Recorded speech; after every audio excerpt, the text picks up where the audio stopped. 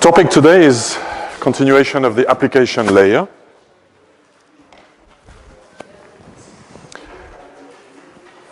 Application layers can have intermediate systems like other layers have. Intermediate systems of the network layer are called routers, for example. Application layer can have intermediate systems. Here is, for example, what is called a HTTP gateway, or also a web proxy. An intermediate system is something that when you click on and do a GET to obtain a file using HTTP, instead of sending the GET and the TCP connection to the final server, you go to something in between. That thing in between will terminate the first TCP connection, will understand the message, get whatever file you're getting, and then will, if it's completely transparent, it will simply pipe the request into another TCP connection. So essentially it will repeat when you get something for a given host, a given server. It will open a TCP connection to the server that you are trying to get, will obtain the data, and then will send the data back to you. So in some sense, a gateway does what we call store and forward. What we call store and forward in the first week, if you remember. So a file, a video, for example, with this system is piped through this gateway, probably goes via memory, perhaps disk, and is transferred to A. In particular, there is probably a very large buffer here because there is no reason that the speeds, the rates of the TCP connections on two ends are exactly the same. In fact, this is often used to improve the performance of downloads. If you remember, we saw that TCP has bias against large round-trip times.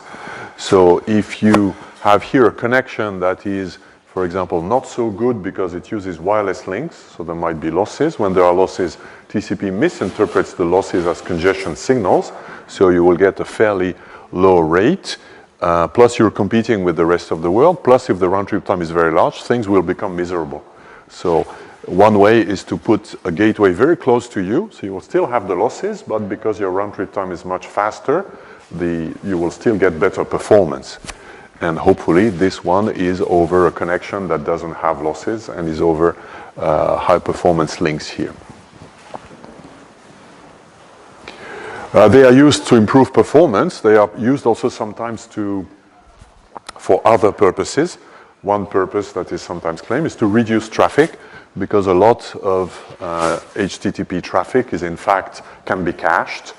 Things like headers, commonly requested video files can be kept locally. So the HTTP protocol has provision for that. For example, if you get a file, then it's the first time you get it through the web proxy that can be used here as a cache, the web proxy will store it in a cache, like we've seen is done in many other opportunities, like DNS servers do similar thing, except here the cache contains an entire file, which can be a lot of disk, and then there's no benefit for you if you're the first one to do that. In fact, it's might be worse. There might be a benefit because of the performance of TCP as we discussed before, but there might be also a delay because we need first to get the information and store it locally. And we've seen that store and forward is not so good in terms of delay. But if many other users, in this case inside EPFL, get the same file, then all the subsequent users will get it locally here. And like in DNS, caches are typically associated with the time to live. All web clients do this. This is why sometimes you see an obsolete web page, is because when you see it again, it will get it from the cache. And that's the price to pay for that, for not having a true database, but simply a cache system. Now, when people designed the internet, they thought that such things should be avoided. We've seen that at the first week when we saw that we use packet forwarding instead of store and forward. Now, if we put it more globally, it results in what is called the End-to-End Principle, which is one of the principles that guided the development of the internet, and we believe should guide the development of applications. So if you develop an application, like Facebook or something like this, then in principle, you should not have intermediate systems at the application layer. In fact, you should not have intermediate systems at any layer that is not a networking layer, i.e. the MAC or the network layer. So this is an end-to-end, this is a design principle, and of course it's adhered to or not, depending on who does what. When we send an email, we typically do things like this. From your mail client, you go to a mail server, then the mail server forwards the data to another mail server, and sometimes there can be a long series of mail servers, so in some sense it's breaking the end-to-end principle. If we would apply the end-to-end principle to email, what would this mean?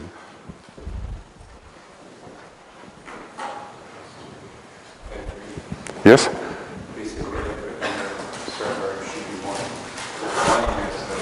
One email server, that would be better than two, or worse, we will see, but that would not be the end-to-end principle.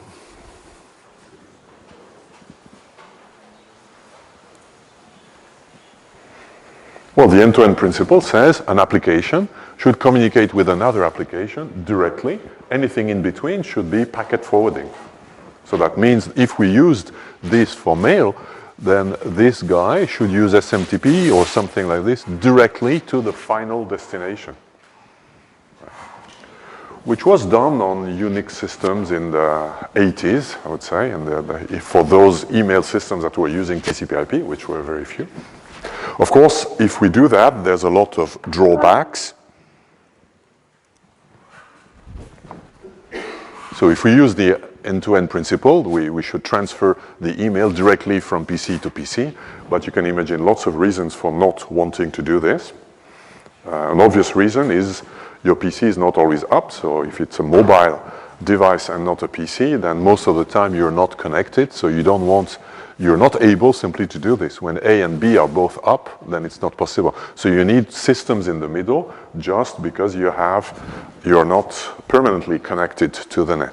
You may also have security reasons. You don't want anybody to open a TCP connection to your device and transfer things to your device directly. So you may want to go to a mail server that may clean the mail, for example. So security, mobility are reasons for breaking the end-to-end principle. But the principle says, like any principle, and particularly in software, it's not a hard principle, but it says you need a good reason for not doing the thing end-to-end. So you should screen really seriously the reasons for not doing the things end-to-end, because the internet has been invented with a packet forwarding capability everywhere. So you will increase performance, reduce the costs to the network and the operation costs by being end-to-end. Here's another example where the end-to-end principle is not used. That's an example where if you go to some companies, here that's an example. I was sitting at a meeting at Romand Energy, and then when you connect, they give you an access to the internet, and then when you try some websites, they say, no, we don't want you to go to this website. It was completely innocuous websites, but they still didn't want to do it. Again, can we imagine reasons for not doing that? Well, I've listed mobility. Security and access control is one of those. If you're connected to this network at Romand Energy, in fact, you go through the internet via a web proxy. And this web proxy will screen all the things you're doing. And if you go to sites that are perhaps competitors, perhaps sites that in principle have nothing to do with the business you should be doing, then this will be forbidden. We've mentioned also performance. One good reason for having intermediate systems at the application layer might be to counter TCP congestion control deficiencies. What we will see in a few more minutes is also solving the interworking problem between IPv4 and IPv6. When it's about security, application layer gateways are typically present in firewalls. So firewalls is a generic term that may mean a piece of software in your computer or a large piece of equipment in a company that is typically structured with 2 filtering routers and a number of application layer gateways. The filtering routers are routers that employ rules that we've seen in the SDN example of Lab 4. The rules can decide not just how to best forward packet, but also how to deny access. For example, the rules here could be that anybody who is from the outside trying to get into the network can get only if the destination address is one of those two machines. So from the outside, you can have access only to services that are provided by those machines. Those machines, they are called machines that are in the DMZ, the demilitarized zone. And what it really means, I mean, this military language means those are equipments that are under tight control. So security is not about making things impossible. It's a fight between attackers and defenders, so humans against humans, so it's never sure who wins. But what this is providing is a fight against careless, ordinary users. So users in the company might not be very well aware of security. So what this strategy is doing is providing a way to isolate the behavior of users from the rest of the world by forcing them to go through a set of machines that hopefully those machines are well maintained. They are patched whenever there's a security problem. And the programs that run on them are under the control of system administrators, for example. So that's a typical example. Let me skip this one. If we go through something like this, and Lisa at her office goes to do some shopping to Le Shop or to visit the smartgrid.tpfl.ch to read an interesting paper, how many TCP connections is she using to do the transfer of a single file? Time out in 5 seconds.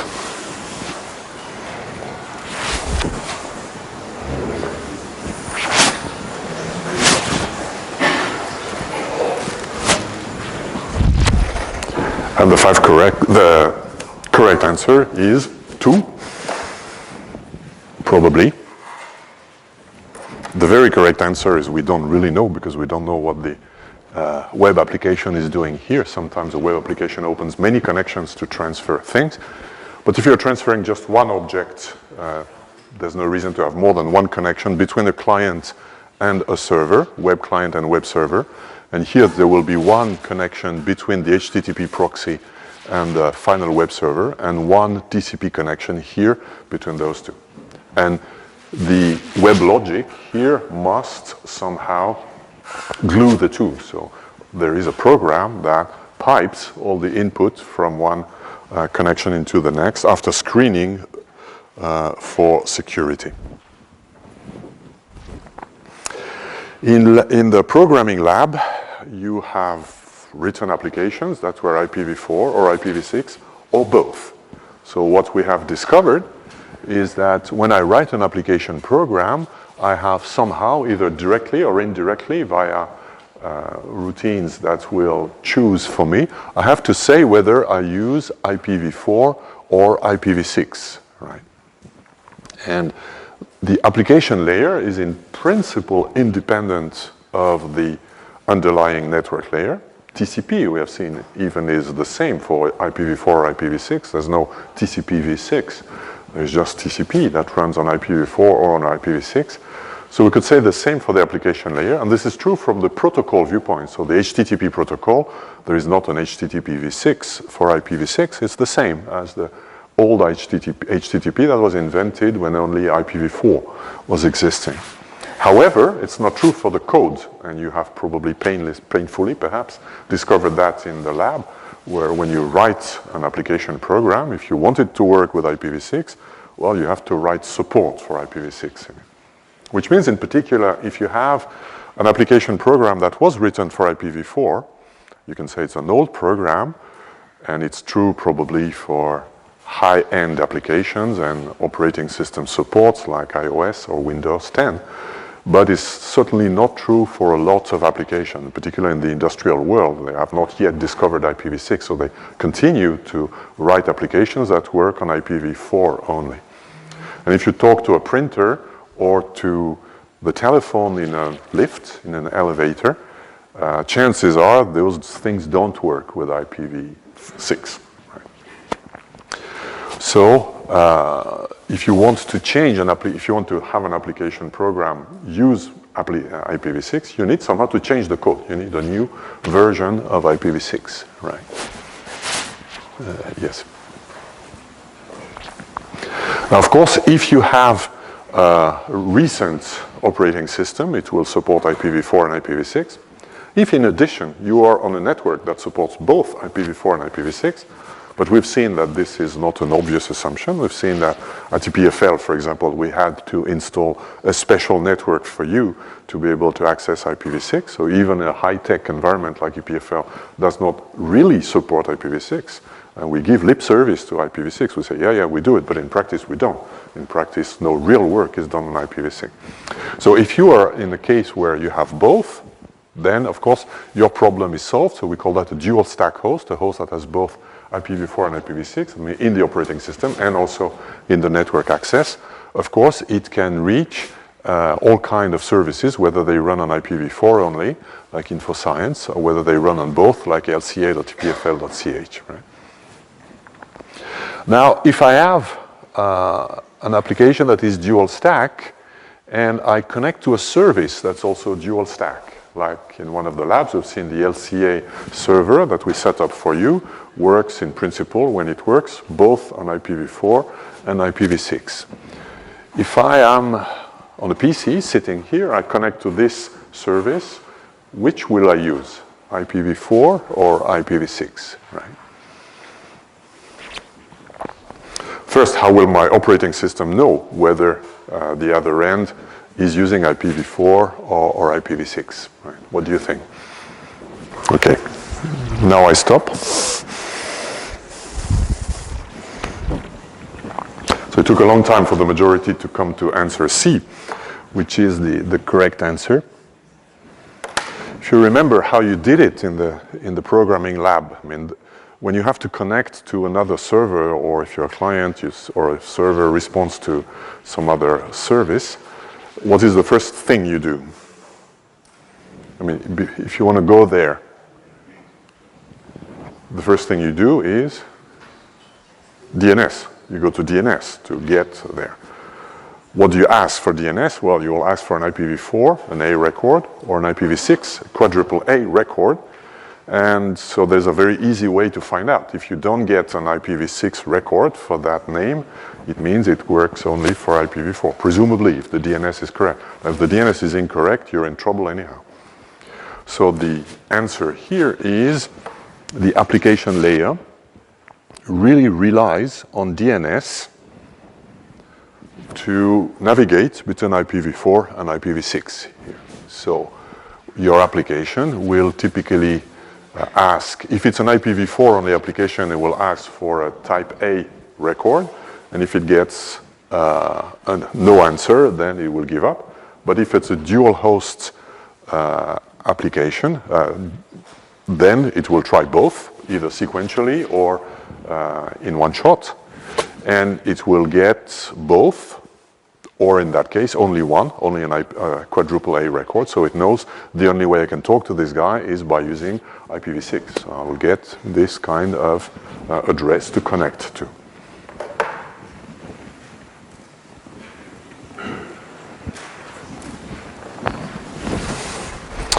Now there is no DNS v6, just like there is no HTTP v6.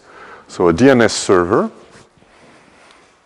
is in principle carrying all information that anybody could care about, whether the information is about IPv4 or IPv6. So it contains A records and quadruple A records, and this is independent of how you connect to the server. So you can talk to the server using IPv4, which is the case here, but you can still have queries that concern IPv6 by using IPv4. So there's no reason to link one to the other. It would be bad design to do it, and in practice today it is not done. So DNS can be accessed via IPv4, IPv6, and get information about IPv4, IPv6, independent of how you access it. So it's in your host configuration which address you give to your DNS server. Here.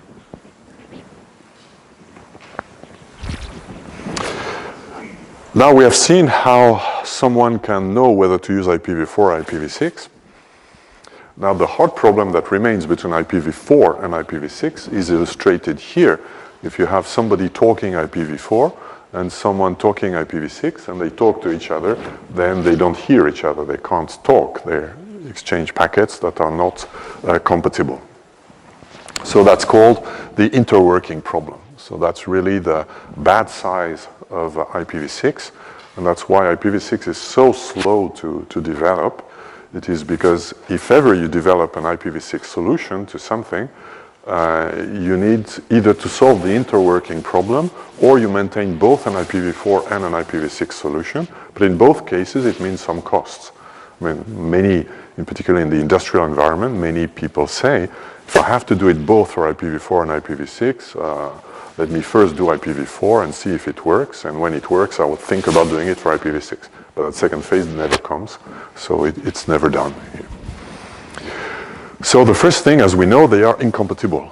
A v4-only host cannot handle IPv6 packet, which is probably today the case for old systems or for modern systems like your equipment when we're connected to a wireless network that supports only IPv4. And similarly, for v6, that problem is less frequent, but might happen in pieces of the world where, for example, cellular network operators start giving an IPv6 only service to some customers because they have not received a block of IPv4 addresses. And we think this is coming in China and India very soon. It's important to perhaps make a difference between what needs to be solved. The true problem that I called interworking, it's the problem of somebody who speaks only IPv6 and wants to talk to IPv4. So it's a translation problem in some sense, right? There are other problems that are also important and less difficult to solve. It is called like-to-like access. It is when an IPv6 machine wants to talk to another IPv6 machine, but the network in between does not support IPv6, which is, for example, the problems we had in the lab. I mean, all our machines that are fairly recent support both IPv4 and IPv6. Our servers also do the same, but the network in between doesn't support it. And perhaps in the future, there would be similar problem, 4-to-4 over IPv6. So we call that like-to-like access, so 6-to-6 over something that is not entirely 6, right? So in this module, we will study only the first one, and in the next module, later today, we will start studying the other one here. They involve different pieces of solution.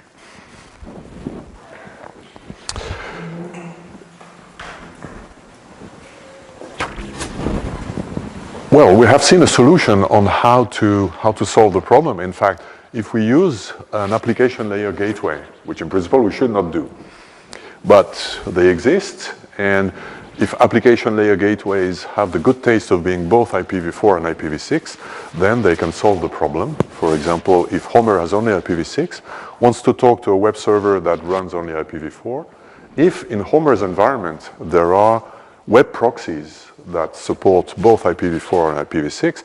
When I say support, it means, so there is an IPv4 internet and there's an IPv6 internet. So when I mean support, it means this guy is connected to the IPv4 internet. Then, like with the same principle as we said before, if this application is configured to use the web proxy, then it will simply do it, and then the translation will happen here.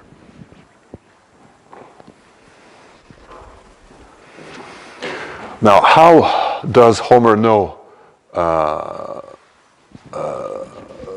that it should go to the application layer gateway instead of the final web server? I guess it's easy to get. Always via DNS, right? So you want to go to a given service. You want to go, for example, to www.epfl.ch.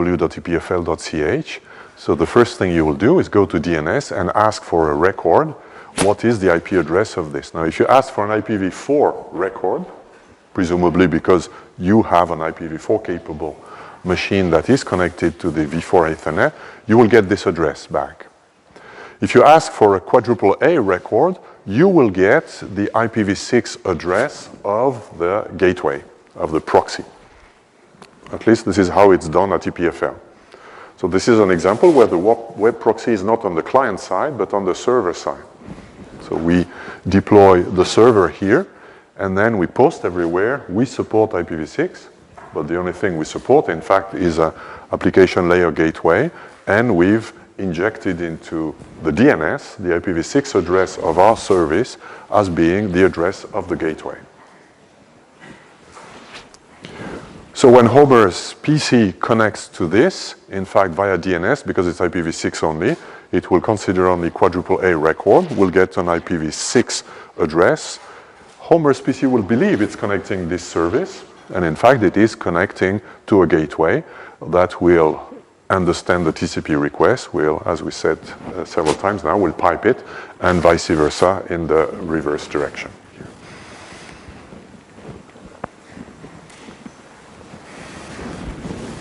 And of course, if somebody is using IPv4, the DNS will get you the direct IP address, so you will not use the gateway. Now, if you're dual stack, what will happen?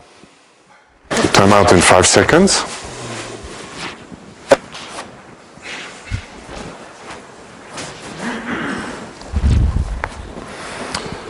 Probably the good answer is it depends, which is, of course,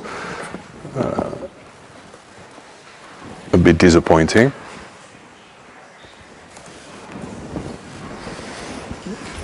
The practice shows that it depends. The good answer, we would love it to be go IPv6. I mean, if you have the choice between using IPv4 and IPv6, I mean, when Lisa goes to the DNS, she gets both. So she can use both. I have the choice between using old stuff or new stuff. Which one do you use? Normally, the new. Right, it makes sense. And many systems do that. And as far as I could test it, Windows PC still continue doing that. So if I enable IPv6 on my computer and I connect it to the wired network of EPFL, I will go to the different services of EPFL via IPv6. But now you see that in this case, there is a drawback of going to IPv6. You see that going to IPv6 means in fact going to an intermediate systems that's just here to hide the fact that we don't really support IPv6.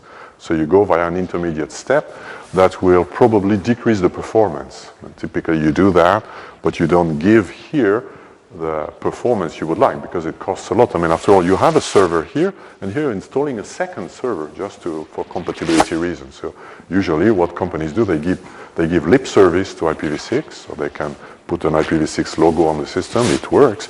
But if there would be lots and lots of users massively using IPv6, this system would not really give good performance.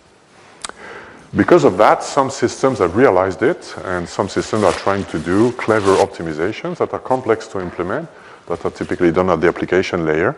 So as far as I know, some Macs will try first IPv4, and only if it doesn't work, or if it doesn't work well, will try IPv6 again. But that becomes tricky, right? You require specific support in the operating system to essentially try both and see which one you would like to get, which is not transparent to the application. So application layer gateway, they are called ALG46. Application layer gateways that support both IPv4 and IPv6 are an essential component that will be used for the deployment of IPv6. If you plan to run IPv6 and you're in a world where you expect to have customers or peers or people who contact to your information system and don't have IPv6, you will have probably to run application layer gateways.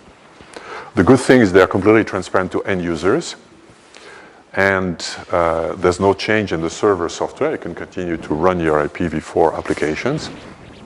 Now the performance is bad, might be bad, depending on, you'll have to pay a price to have good performance because you're doing store and forward. So having a store and forward application costs much more than having a router. And then you're also service dependent.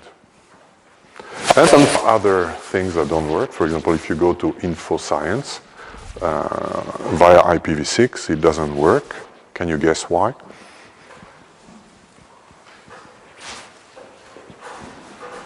Or to the EPFL library.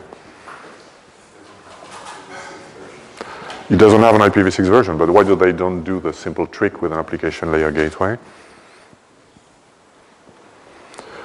Because they use something that's very common for access control. If you access the library, you're accessing, for example, a database of a journal or IEEE, whatever, and those are paying databases, so you can access them only if you're on the EPFL VPN or inside EPFL. So you can access it only if the source address is an address allocated to EPFL, which is a very poor man's way of doing access control, but many systems of that kind do it.